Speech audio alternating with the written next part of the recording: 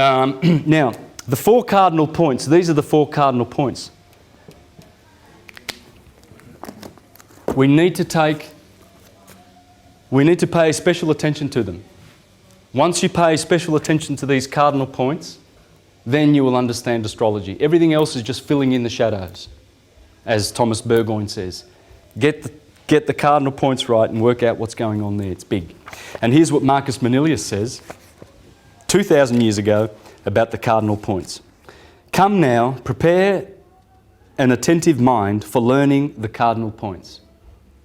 So he's telling us now, just prepare your minds for the cardinal points, because they are so pivotal to understanding, and you're going to see how. You're going to walk away from here today and you're going to go, wow, okay, now I get it. Because of the cardinal points. 4 in all, they have positions in the firmament permanently fixed and receive in succession the speeding signs. Oh yeah, Arians like me, they're fast, all right. They never walk, they're always running. And Cancerians, Librans and Capricorns. Motion is their modus operandi, like they're moving. They are the speeding signs. But they also speed because, well, let Marcus Manilius explain. One looks out from the rising of the heavens as they are born into the world and has the first view of the earth from the level horizon. Aries. So he says one, I'll read that again. One looks out from the rising of the heavens as they are born into the world and has the first view of the earth from the level horizon. Remember, on March the 21st, it's level. Equilibrium. 6 a.m. Bang on, there's the sun.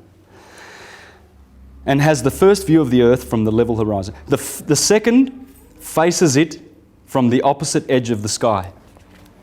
Libra. The sign of Libra looks like this.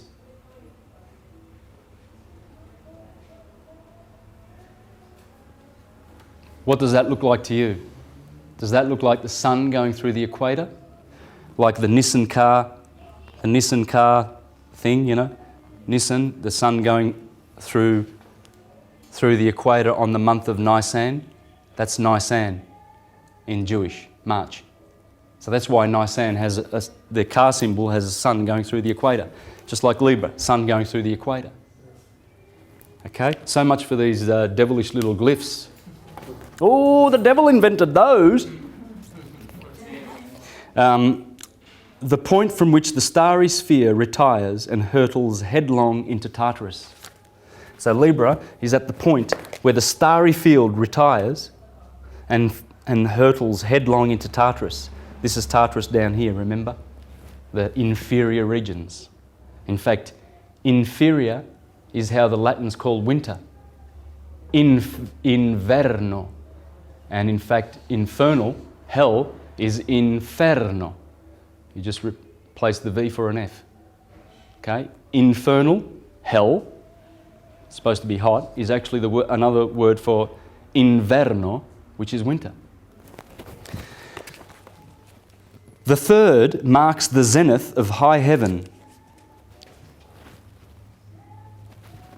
where wearied Phoebus halts with panting steeds and rests the day and determines the midpoint of shadows.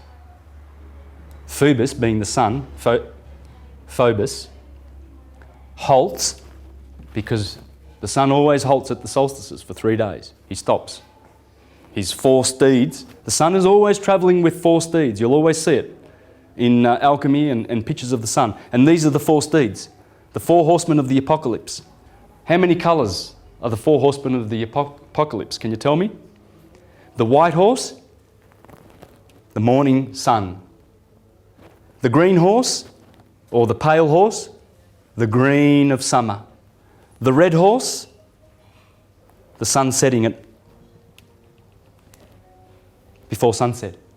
The black horse, the sun in the darkness of night and winter. They are the 4 horsemen of the apocalypse.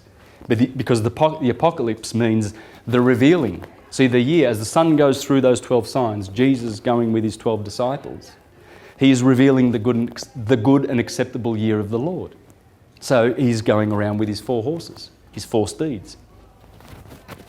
The cardinal points, they are the steeds.